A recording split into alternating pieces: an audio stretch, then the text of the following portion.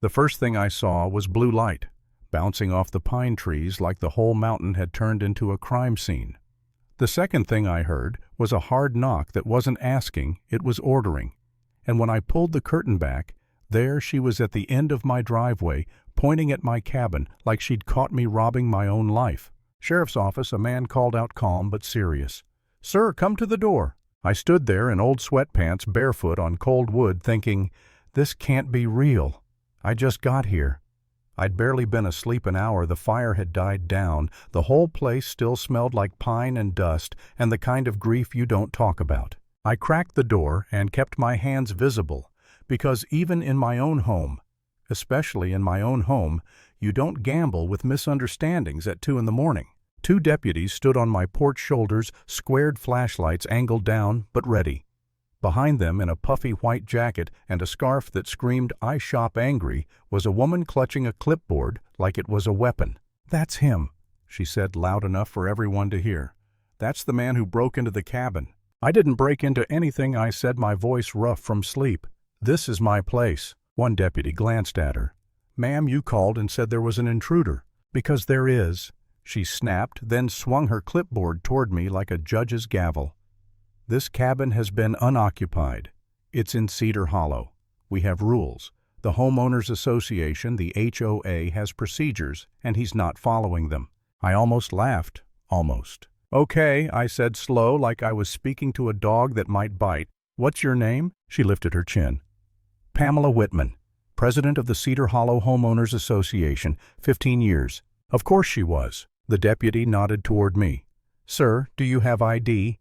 Any proof you're supposed to be here?" I stepped back, grabbed my wallet and the folder I'd left on the kitchen table, the one with the notarized documents that still smelled like fresh ink and funeral flowers. I handed it over, and the deputy's flashlight tracked across the pages. "Looks like inheritance paperwork," he said. "It is," I answered. "My grandfather passed. I'm the beneficiary. I drove up tonight because I needed to breathe somewhere that didn't feel like a hospital." Pamela made a sound like a judgmental cough. "Probate," she said, like it was a dirty word. "That doesn't mean he can just move in. This is a community. We have standards." The deputy's eyes lifted from the paperwork. "Is the deed recorded with the county yet?" And there it was, that little gap between what's true and what's official. "No," I admitted. "Not yet. It's pending. I have the signed documents, the notarization, everything." Pamela's lips curled just barely, like she'd been waiting for that exact sentence. "So you don't own it," she said, sweet as poison. "Thank you." My jaw tightened. That's not how inheritance works. The deputy sighed like he'd seen this kind of mess before. "Sir, we're not here to argue property law. Right now we need to confirm you're not trespassing." "I'm not," I said, and I meant it. "I'm family. I have legal documents. I'm not some guy who hopped a fence." Pamela snapped her clipboard open and started reading like she was auditioning for courtroom drama. HOA guidelines require 72-hour notice before occupancy. HOA approval of overnight stays. HOA verification. "Ma'am," the deputy cut in firm. "Your HOA rules don't override state law." Her eyes flared. "They absolutely do in Cedar Hollow." The deputy blinked at her, then looked back at me. "Sir, I'm going to be straight with you. Since the deed isn't recorded yet, technically this is a civil matter. We're not going to remove you from the property tonight, but you may want to get this sorted in daylight." Pamela leaned forward, voice sharp. "He needs to leave, now."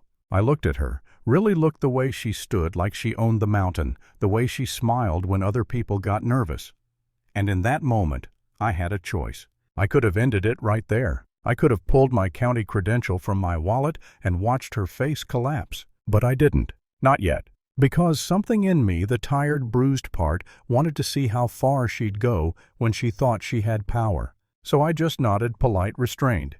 "I understand, officer. Thank you." Pamela stared at me like I was a roach that refused to die.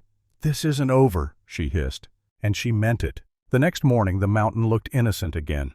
Bright sun, clean air, snow dusting the edge of the roof.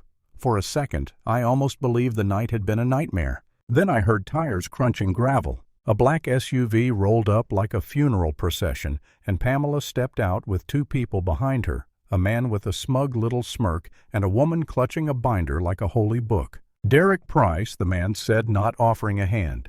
"Treasurer." Melissa Grant, the woman added. Secretary. Pamela didn't introduce herself again. She didn't need to. She walked up my steps like she owned them, planted her boots at my door and held out a stack of papers. Notice of violation, she said. Unauthorized occupancy. Failure to register with the Homeowners Association. Failure to comply with community standards. I took the papers, scanned the top, and felt my stomach drop. $300 per day. Are you kidding? I said, staring at the number like it might change if I blinked. Pamela's smile was tight and satisfied. It's not personal. It's procedure. Procedure, I repeated, and my voice came out sharper than I wanted. I've been here 12 hours. And you were here illegally, she said, as if she were explaining gravity. Now, we can resolve this quietly. Derek stepped forward and slid another paper toward me. Settlement fee, he said. One time, $1,500. I looked from the paper to his face. This is extortion. Melissa's eyes darted away. Pamela didn't flinch. It's compliance, she corrected. Pay the fee, file your paperwork, and we won't have to escalate. I felt heat rise in my chest, the kind that makes your ears ring. What exact authority does the Homeowners Association have over inheritance occupancy? Pamela didn't hesitate.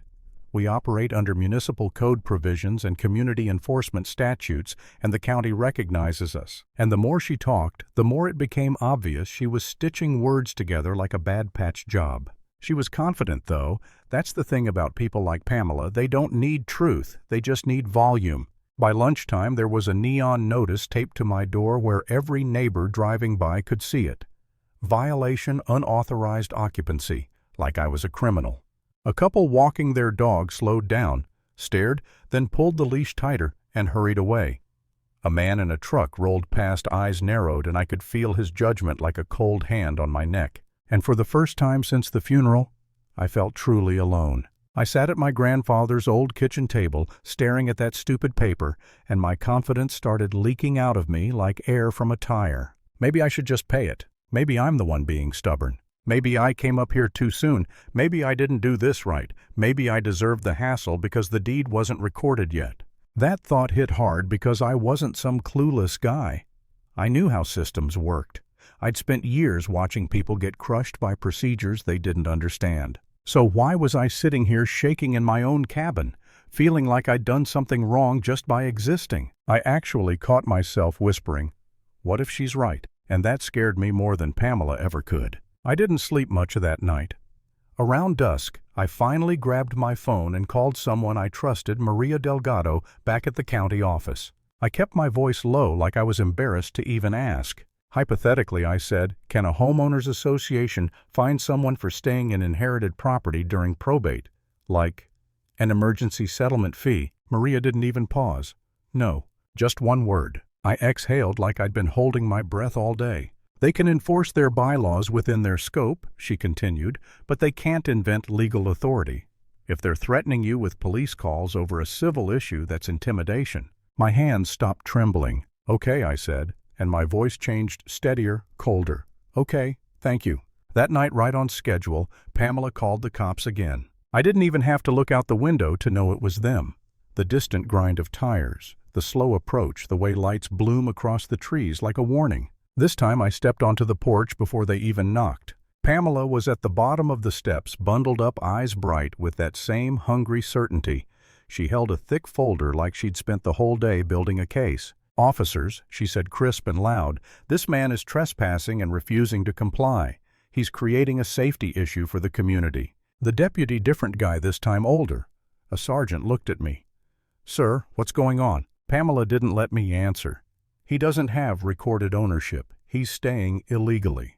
The Homeowners Association has issued a notice and he's ignoring it. This is harassment. He's harassing us by being here." I stared at her for a second, almost impressed by the audacity. Then I took my wallet out, slow, deliberate, and pulled out the credential I'd kept hidden. The sergeant's eyes flicked down, and everything changed.